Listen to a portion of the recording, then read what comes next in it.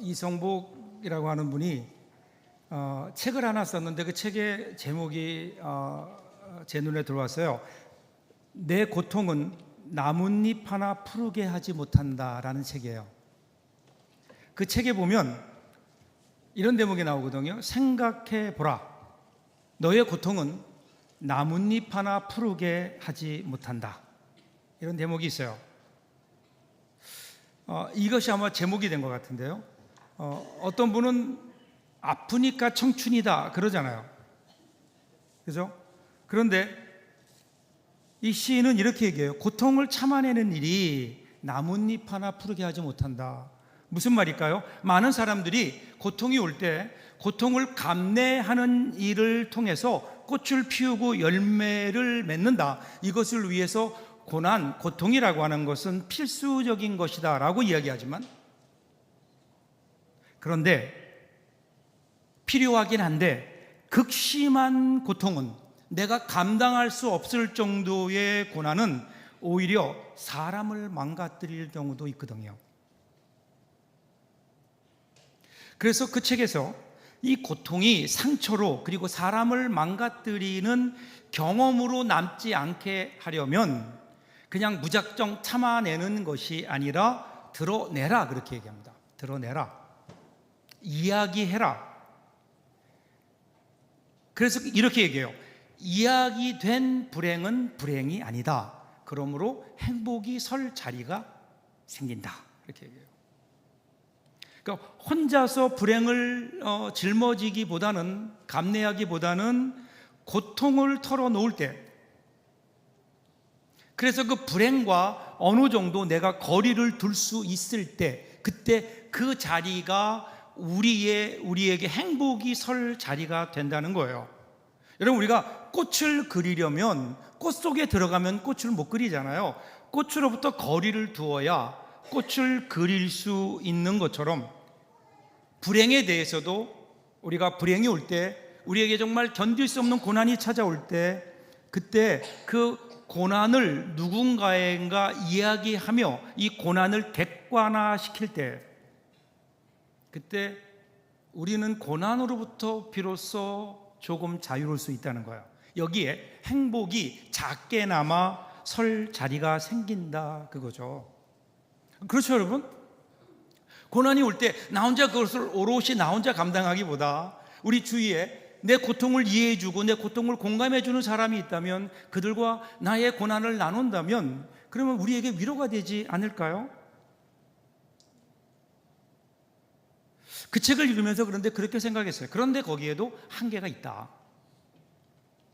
사람들과 이야기하면 이야기하는 그 순간은 위로를 받을지 모르지만, 그런데 많은 경우 보면 나름대로 위로가 되지만 더 큰 상처가 돼서 돌아오기도 하거든요. 그래서 참는 것보다 못하게 되는 경우도 많아요. 이야기해야 돼요. 이야기된 고난은 더 이상 고난이 아니지만, 그런데 누구에게 이야기하느냐 하는 게 중요해요. 우리의 불행이 사람이 아니라 하나님에게 이야기되어질 때, 여러분, 그 결과는 좀 다르지 않을까요? 우리의 탄식이 성령의 탄식과 만날 수 있다면, 우리가 하나님 앞에 우리의 고난을 이야기하는 것을 뭐라고 얘기하죠? 기도라고 얘기하는 거예요. 기도. 하나님께 이야기된 불행, 하나님께 기도한 고난, 더 이상 불행이 아니고 고난이 아닌 겁니다. 왜냐하면 우리가 기도하는 그 순간 하나님께서 우리의 삶에 개입하시기 때문에. 오늘 본문에도 보면 이러한 이 기도 이야기가 나오죠. 히스기야, 오랜만에 좋은 왕이 나왔어요. 유다 왕들 가운데 하나님을 신뢰한 아주 몇 안 되는 왕 중에 하나예요. 아주 긍정적인 평가를 받아요. 다윗 이후에 최고의 왕이라고 하나님이 그렇게 말씀하세요. 25살에 그가 왕이 되었는데요, 그는 왕이 되자마자 그의 아버지 아하스 시대에 있었던 우상 숭배를 다 철폐해요. 특별히 산당 예배를 금지해요. 그래서 신앙의 순수성을 회복하려고 합니다. 많은 개혁 조치를 단행했고, 이것이 하나님의 마음에 합했어요. 그래서 그가 하는 일들에 하나님께서 복을 주셔서 많은 결과도 있었습니다. 영토도 확장됐고요. 그리고 여러 가지 면에서 국가도 부강해졌습니다. 그런데 그가 왕위에 오른 때는 고대 근동 지역의 격변의 시대였어요. 격변의 시대. 메소포타미아 지역에서 힘을 키운 아시리아라고 하는 나라가 이제는 정복을 통해서 대제국을 지금 건설하려는 야욕을 가지고 있는 거예요. 그래서 정복 전쟁에 나서서 앞에 거치는 모든 나라들을 다 정복해요. 그 가운데 하나가 북쪽에 있는 북이스라엘이었어요. 북이스라엘이 멸망해요. 아시리아에 의해서. 이때가요, 히스기야 4년 되는 해. 그러니까 히스기야가 왕이 된 지 4년 되는 해에 북쪽에 있던 이스라엘 형제 국가죠, 망해요. 자, 그러니까 이제 북쪽에서 나름대로 어떤 버퍼링 역할을 했었던 그러한 북이스라엘이 멸망하니까 유다로 오는 길이 열린 거예요. 그래서 히스기야 14년, 정확하게 10년 뒤에 아시리아 왕이었던 사네립이 대군을 이끌고 유다 성읍을 지금 공격해 오는 거예요. 근데 유다가 가지고 있는 전력과 아시리아의 전력을 비교해 보면 이것은 전쟁이 안 돼요. 이제 예루살렘 함락은 시간 문제예요. 위기가 찾아온 거예요. 이때 히스기야가 어떤 일을 하나요? 아시리아 왕에게 전령을 보내서 화친을 요청해요. 그래서 공격을 멈추어 달라, 항복이죠. 그리고 그 대가로 은 300달란트, 금 30달란트를 조공으로 바치게 됩니다. 그러니까 히스기야가 자기의 궁궐의 모든 창고를 다 뒤져봐도 은 300달란트, 금 30달란트가 모자라는 거예요. 그래서 히스기야는 성전의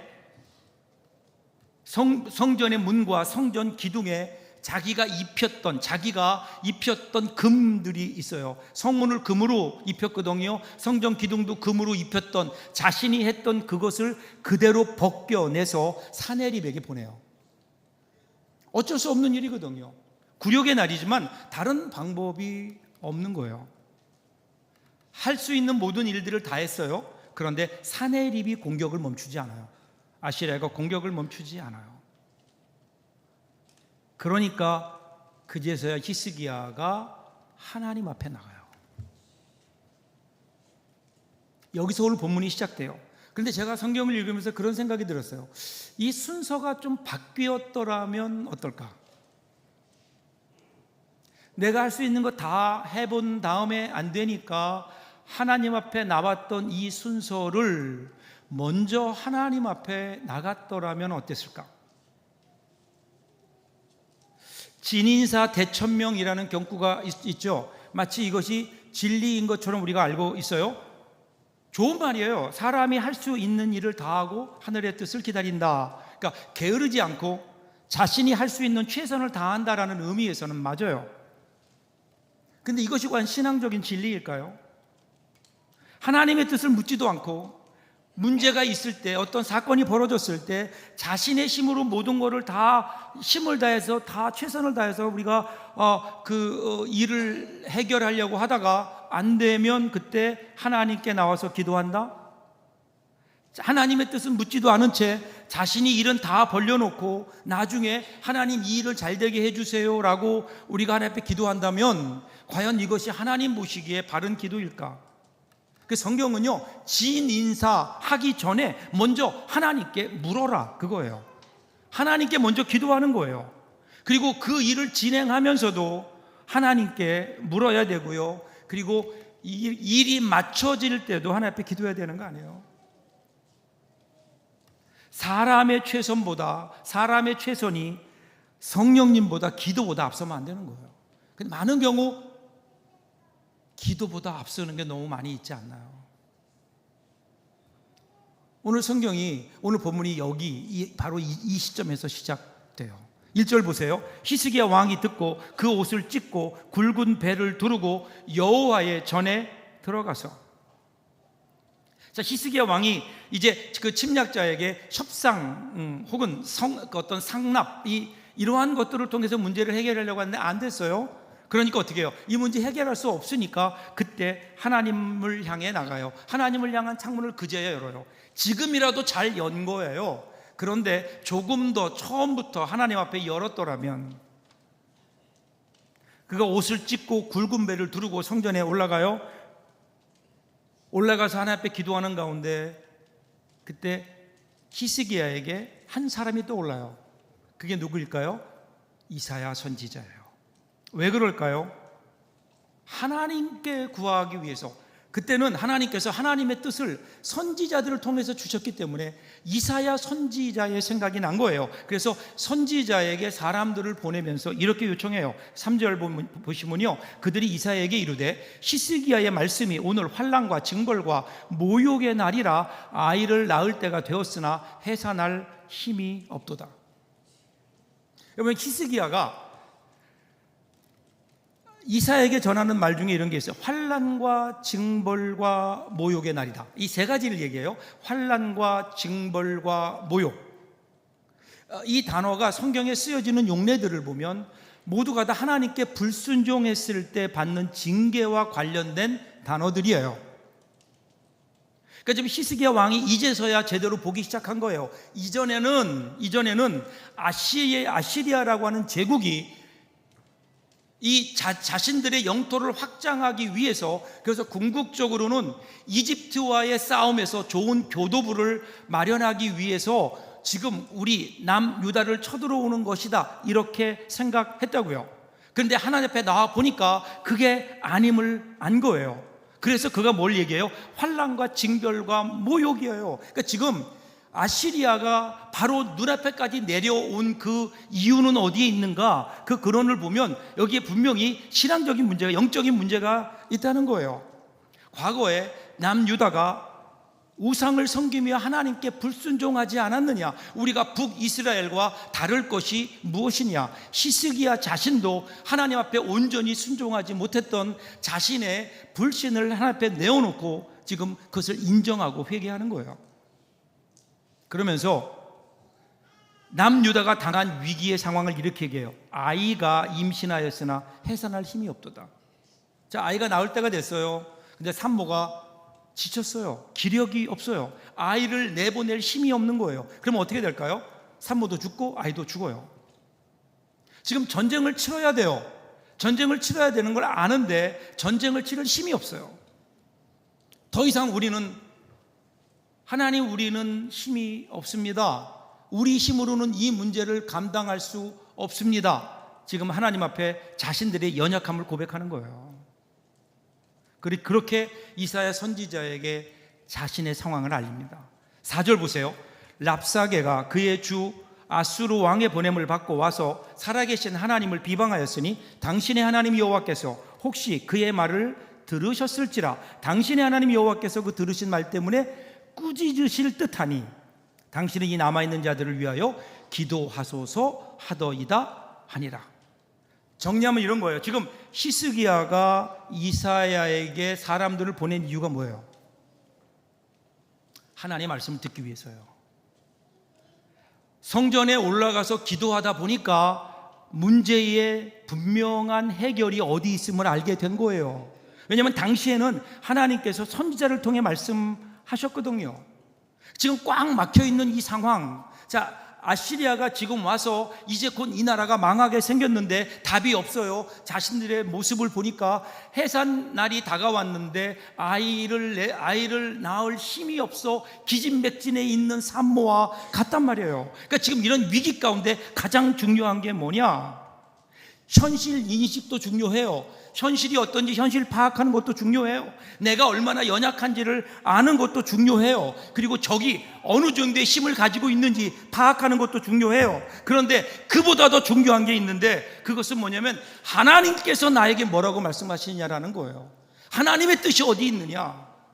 지금 하나님이 우리에게 하시고자 하는 말씀이 무엇이냐? 이게 가장 중요하다고 지금 히스기야는 고백하는 거예요. 그러니 하나님의 뜻을 우리에게 알려주십시오라고 하는 거예요.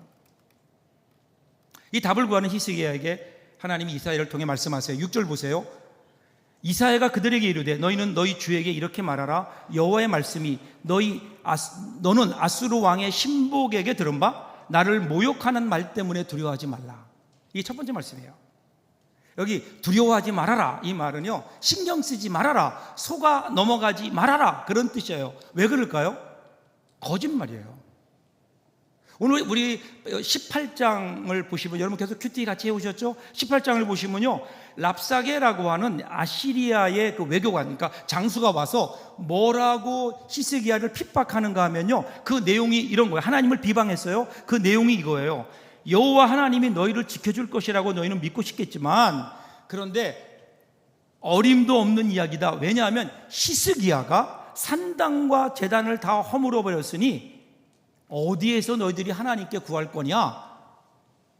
예루살렘 성전밖에 안 남았는데 그것마저 우리가 무너뜨리면 너희가 어떻게 어디서 하나님께 너희를 도와달라고 구하겠느냐? 여러분, 이게 무슨 말이에요? 지금 히스기야가 했던 지금까지의 종교 개혁이, 신앙 개혁이 어떻다는 거예요? 잘못했다는 거예요. 이게 잘못한 거예요? 아니에요. 하나님 보시기에 너무 잘한 일이에요. 근데 사탄이 그것을 교묘하게 뒤집어서 너희들이 기도할 장소를 히스기야 왕이 다 없애버렸으니 너희들 신이 너희를 도와주고 싶어도 못 도와준다, 뭐 이런 얘기를 하는 거예요. 그리고 또 하나, 야, 우리가 여기까지 올 때는 너희들의 신인 하나님이 허락했기 때문이다. 지금 그 얘기를 하는 거예요. 이게 무슨 말이에요? 왜 그럴까요? 야, 북이스라엘을 봐. 북이스라엘이 믿는 것도 너희가 믿는 하나님이었잖아. 그런데 무너졌어. 하나님이 그들을 버린 거야. 그러면 너희나 걔나 우리가 볼 때 똑같아. 그러면 너희들은 안 무너지겠니? 너희들도 무너질 거야. 그러니까 하나님을 의지한다고? 말도 안 되는 얘기를 하는 거예요. 그러니까 이 지금 예루살렘을 공략하는 이 일이 하나님이 허락하신 것이다. 이게 분명한 거짓말이에요. 분명한 거짓말. 근데 여러분, 이 이야기를 듣는 유다 사람들의 귀에는요, 쏙쏙 들어오는 거예요. 사탄의 교묘한 거짓말. 여러분, 사탄은 우리에게 이야기할 때요, 아주 그럴듯하게 얘기해요. 내가 원하는 말을 얘기해요. 내 안에 있는 욕심을 만족시켜줄 그러한 말로 우리를 유혹하는 거예요. 여러분, 이 세상에서요, 가장 그럴듯하게 말하는 사람들이 누군 줄 아세요? 아까 일부에서 누가 목사님 그러더라고요. 근데 사기꾼들이에요. 사기꾼들의 이야기를 들으면요, 그럴듯해요. 그러니까 누가 와서 그럴듯하게 얘기한다, 그럼 조심해야 돼요. 왜 그럴듯하게 들릴까요? 내 안에 욕심이 있는 거예요. 내가 듣고 싶은 이야기인 거예요. 여러분, 오늘도 사탄은요, 이 거짓의 영을 통해서 우리에게 거짓말을 해서 우리를 유혹해요. 근데 그 거짓말이 왜 우리에게는 진짜처럼 들릴까요? 내 안에 내가 듣고 싶은 이야기, 내 삶에 꼭 필요한 것처럼 들려오는 거예요.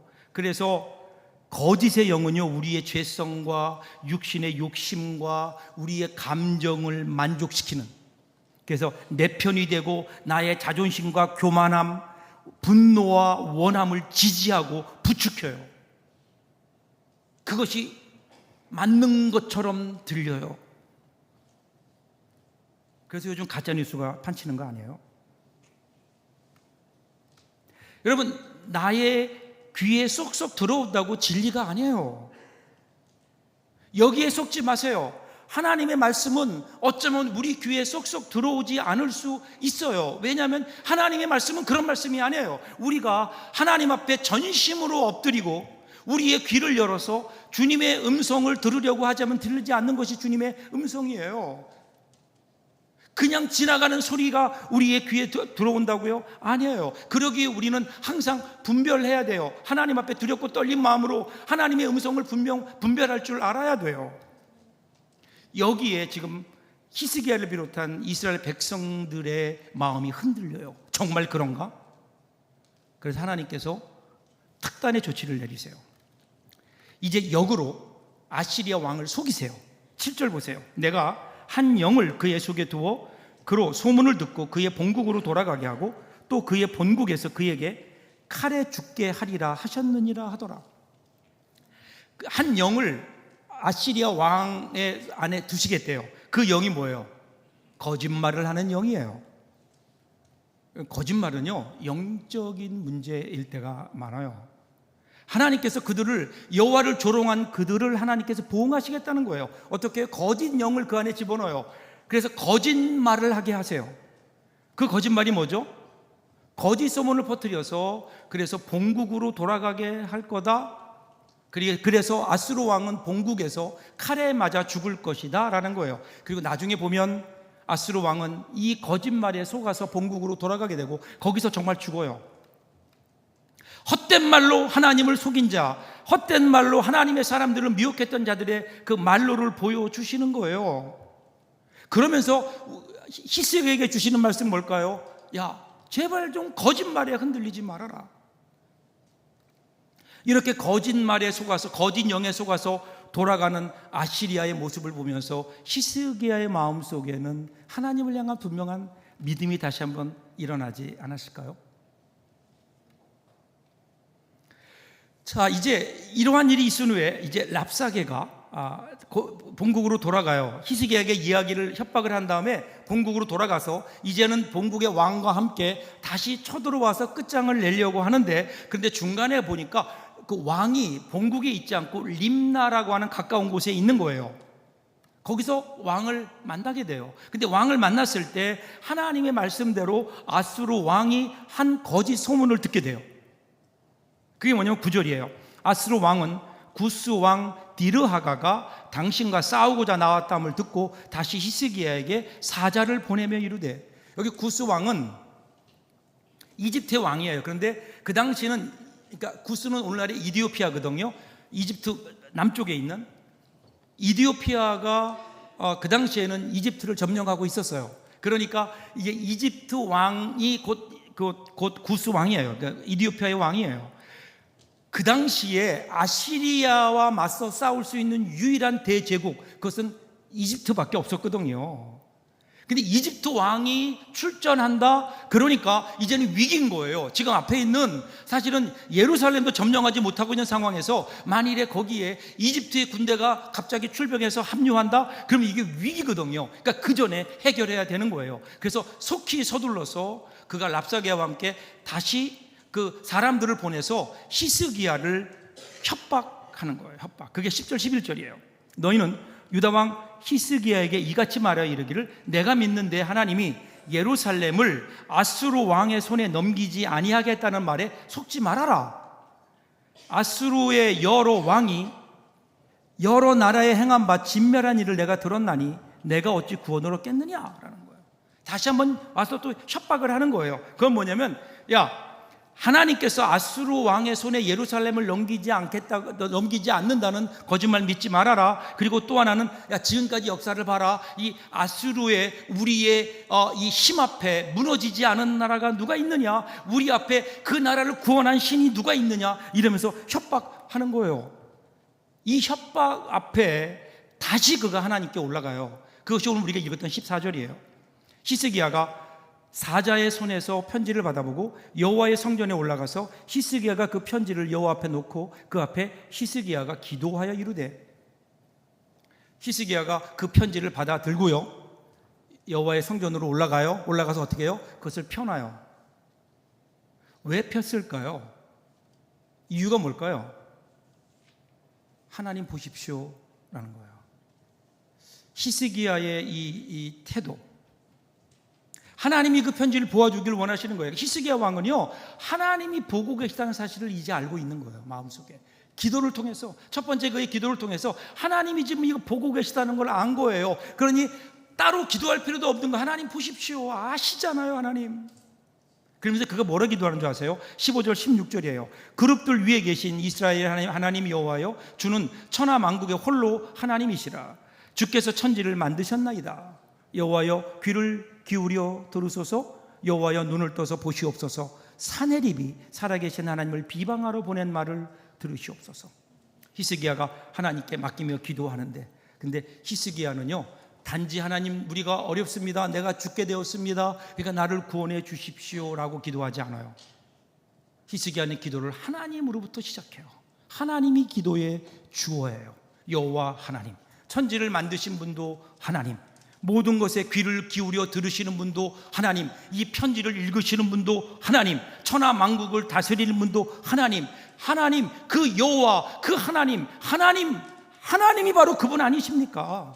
그래서 마지막 19절 보세요. 우리 하나님 여호와여 원하건대 이제 우리를 그의 손에서 구원하옵소서. 그리하시면 천하 만국이 주 여호와가 홀로 하나님이신 줄 알리이다 하니라.